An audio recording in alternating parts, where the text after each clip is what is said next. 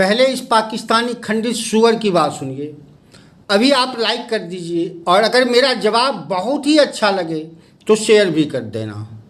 बात तो सही है। गोबर खाने वालों में इतनी ताकत नहीं है जो पाकिस्तान के साथ आके मुकाबला करें। यार तू तैयार है?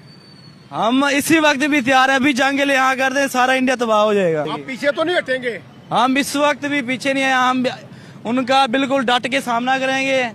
अबे सुनबे बहन का लोरहा, गोबर हम लोग खाते हैं ये तुम्हें किसने बताया ये पता नहीं, लेकिन मुझे ये याद है कि तुम्हारे जैसे खंडित सुअर मजबूरी में हमारे आंगन आ जाते थे।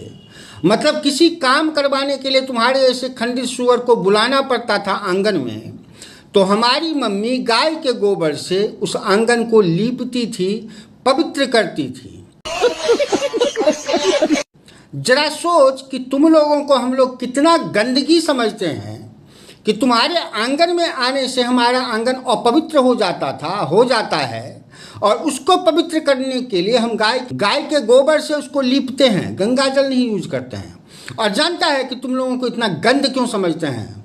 क्योंकि तू लोग अपनी बहन को बीबी बनाता है। छी छी राम राम।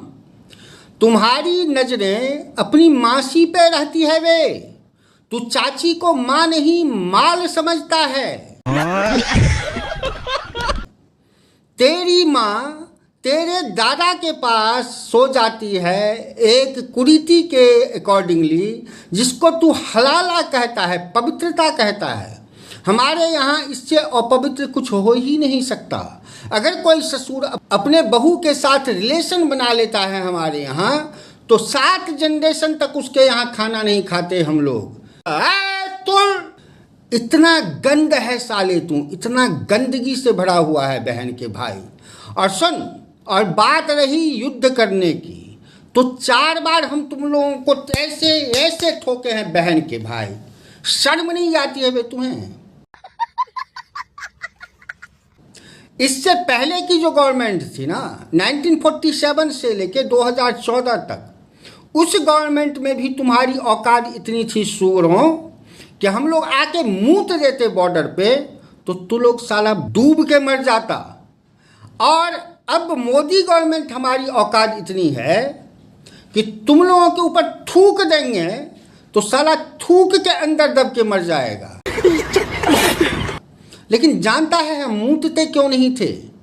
क्योंकि हम लोग मूतते भी कहीं अच्छी जगह हैं, पवित्र जगह हैं।